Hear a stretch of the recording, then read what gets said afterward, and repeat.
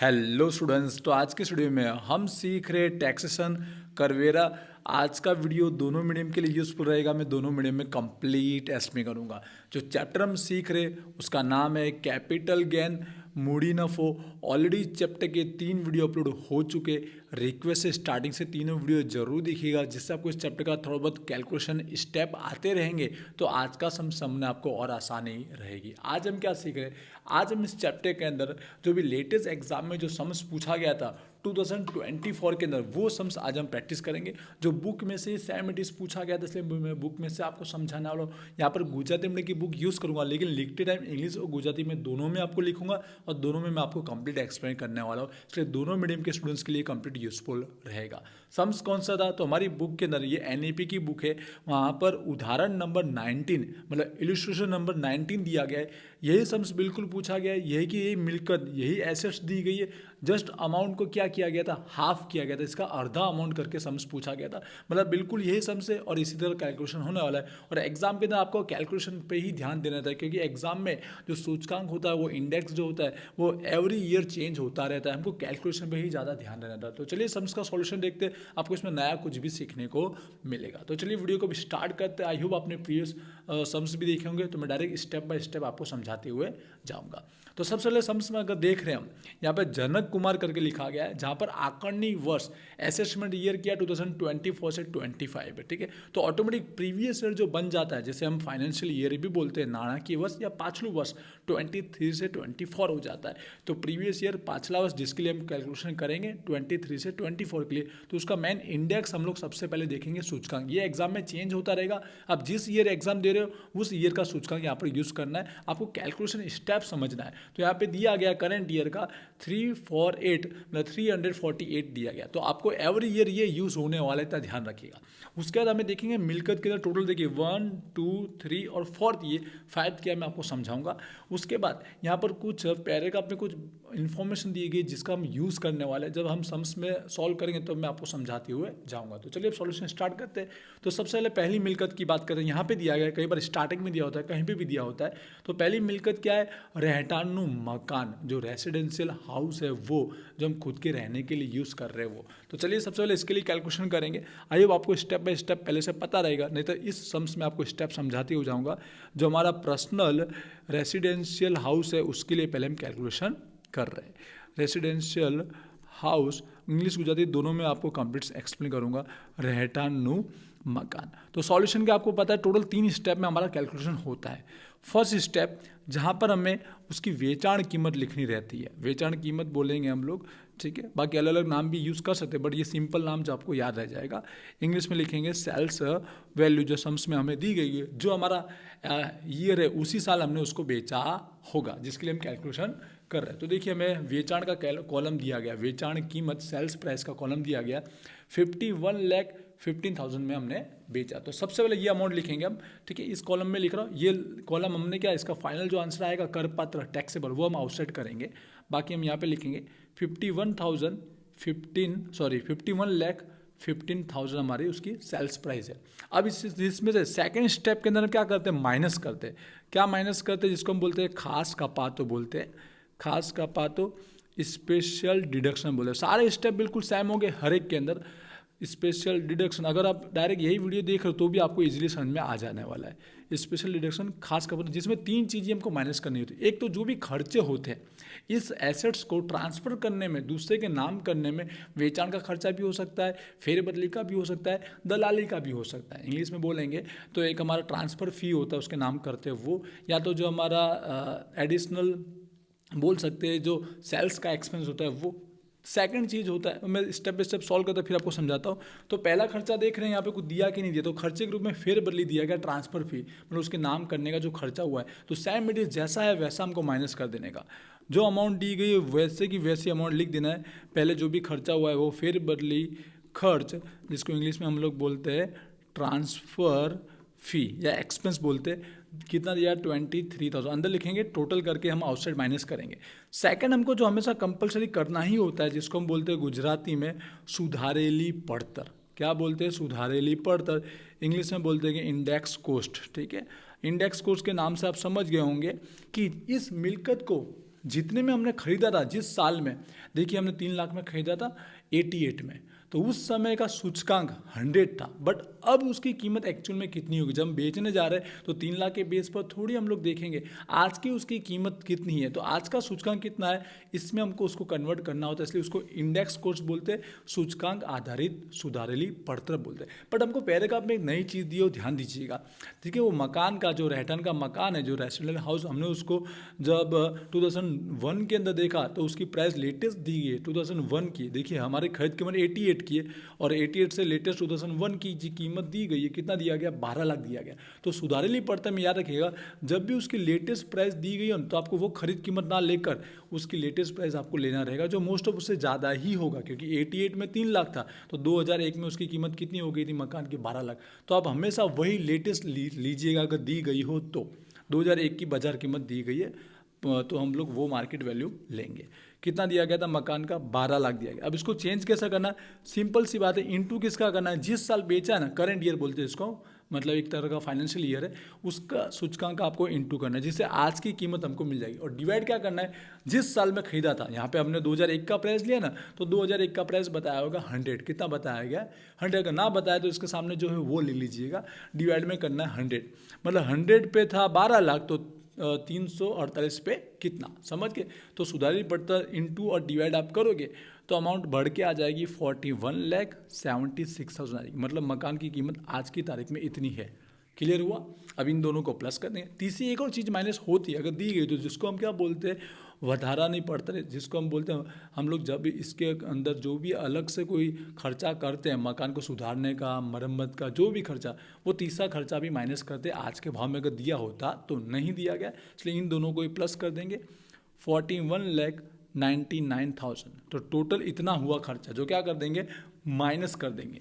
तो इस first step में से ये खर्चा माइनस करेंगे तो आ जाएगा हमारा 9,16,000 का अमाउंट हमारा निकल गया। अब इसमें से एक और तीसरे स्टेप में एक और चीज़ माइनस करते हैं, हो तो करना वरना नहीं करना है। वो क्या होता है, ये मकान हमने बेच दिया तो दूसरा मकान में इन्वेस्ट तो किया होगा, दूसरा मकान तो रहने का लिया होगा, वो दिया है तो माइनस करने का। तो देखिए ये हमने मकान 2024 में बेचा था, जो हमारे पास था, ठीक है, ये मकान 2024 में हमने बेचा करेंट ईयर के अंदर। तो सामने 2023 में हमने एक मकान रहने के लिए लिया था, जिसकी प्राइस दी देखिए, ठीक है, लेटेस्ट तारीख दी गई, देखिए खरीद तारीख देखिए, परचेस लेटेस्ट 2023 दिया गया, मतलब करंट ईयर का दिया गया, ठीक है, जहाँ पर 8,76,000, ठीक है, 8,76,000 में हमने उसको खरीदा। अब बोलेंगे सर हमने बेचा तो उसके बाद था और खरीदा उससे पहले, तो याद रखिए जिस तारीख को बेचा उससे 1 से 2 साल पहले अगर हमने खरीदा तो भी वो माइनस होता है, और उसके 1-2 साल बाद हमने कोई खरीदा तो भी माइनस होता है, तो भी कर मुक्त माना जाता है। स्टेप 3 के अंदर जो कौन सी कलम के अंदर माइनस करते हैं, जो भी हम मकान लेते हैं वो आता है कलम 54, कलम 54 54 हेठड़ कर मुक्त, ठीक है, ऐसा लिखेंगे गुजराती में, तो इंग्लिश में लिखेंगे एग्जाम्प्टेड, ठीक है, एग्जाम्प्टेड लिखेंगे अंडर सेक्शन 54। कितना, जितना अमाउंट है इससे ज़्यादा नहीं होना चाहिए, इतना ही हम लोग एग्जाम्प्टेड कर सकते हैं, इतना ही उसका बचता है तो इतना पैसा लगा सकता है, उससे ज़्यादा होगा तो हमको इतना ही माइनस करना है, लेकिन अमाउंट उससे कम है, 8,76,000 दी गई है, ठीक है। आई क्लियर हुआ। तो ये माइनस कर देंगे, बाकी बचा वो टैक्सेबल होगा, ये पैसा उसने री इन्वेस्ट कर दिया इसलिए इतना उसको फ़ायदा हो जाएगा, कर मुक्त हो जाएगा, उतना पैसा उसका बच जाएगा। तो कितना आ रहा है 40,000, तो फर्स्ट का हम यहाँ पर आउटसाइड कर देते हैं। बस ये 3 स्टेप के थ्रू हमारा कंप्लीट होता है हर एक एसेट्स का जो भी मूडी नफ़ो निकालते हैं वो। ये जो हुआ लंबा गाड़ा का मूडी नफ़ो बोल सकते हैं या फिर टैक्सेबल बोल सकते हैं, मूडी नफ़ो कैपिटल गेन, ठीक है। लंबा गाड़ा का था क्योंकि ये 3 साल से ज़्यादा समय तक रखा था, इसलिए उसको हमको लंबा गाड़ा लॉन्ग टर्म कैपिटल गेन बोलते हैं। फर्स्ट एसेट का आई होप क्लियर हुआ। ये 3 स्टेप के थ्रू हमारा हर एक का सॉल्यूशन होगा। थोड़ा बहुत मैंने टाइम ज़्यादा लिया होगा बट आपको आई होप क्लियर हुआ होगा। आगे बढ़ते हैं, फटाफट नेक्स्ट का सॉल्व करते हैं। अब शेयर दिया गया एक्स लिमिटेड के, अब यहाँ पे लिखा नहीं है नौधायला है या नहीं, ना लिखा तो नौधायला ही समझना है, रजिस्टर्ड ही समझना है, एक्स और वाई 2 का है सॉल्यूशन भी करना है। तो चलिए स्टार्ट करते हैं, और थोड़ा बहुत मैं स्पीड में ले सकता हूँ, आपको क्लियर हुआ होगा। इसलिए सेकेंड एसेट्स का नाम था एक्स लिमिटेड ना शेयर हो, इंग्लिश में समझ गए होगे एक्स लिमिटेड। तो स्टेप 1 जहाँ पर उसकी वेचाण कीमत देखते हैं, सेल प्राइस कितनी दी गई है, यहाँ पर दिया 5,08,640 दिया गया। तो फर्स्ट स्टेप, ठीक है। स्टेप 1 2 ऐसा नहीं लिख रहा, आप डायरेक्ट समझ जाइएगा, और लिखो तो भी बेटर, ना लिखो तो भी चल सकता है। वेचाण कीमत सेल्स प्राइस जो हमने करेंट ईयर में उसको बेचा था, अमाउंट दी गई थी 5,08,640, जिसमें से माइनस क्या करते हैं, खास कपातों के नाम से माइनस करते हैं, खास कपातों स्पेशल डिडक्शन। थोड़ा स्पीड में लिखूंगा, राइटिंग आगे पीछे रहेगी, थोड़ा टाइम सेव करने के लिए आप स्टेप बाय स्टेप समझते जाइएगा। जिसमें पहला खर्चा होता है जो भी फेरबदली या वेतन को दिया हो तो डैश दिया गया तो खर्चा हुआ नहीं, अगर नाम लिख दिया तो डैश कीजिए, ना नहीं लिखोगे तो चलेगा। दूसरा जो कंपल्सरी हमको करना रहता है वो रहता है सुधारेली पड़तर। क्या होता है, सुधारेली पड़तर करना ही होता है, जिसको इंग्लिश में बोलेंगे इंडेक्स कोस्ट। मतलब जिस समय खरीदा था उसकी अमाउंट आज कितनी होगी। तो जब खरीदा था 2015 में तब उसकी अमाउंट थी 1,62,560 और इसकी कोई नवी कीमत 2018 की दी नहीं गई। अगर 2018 की कुछ देते ना तो थोड़ा अलग ढंग से हम यहाँ पर ये फाइंड आउट करते हैं। ठीक है, ऐसा एक सम्स चलाऊंगा जिसमें आपको वो भी समझ में आएगा जो मैं 2018 की क्या बात कर रहा हूँ। ठीक है, तो यहाँ पर खरीद कीमत ऐसा कैसा देख लीजिए 1,62,560 है।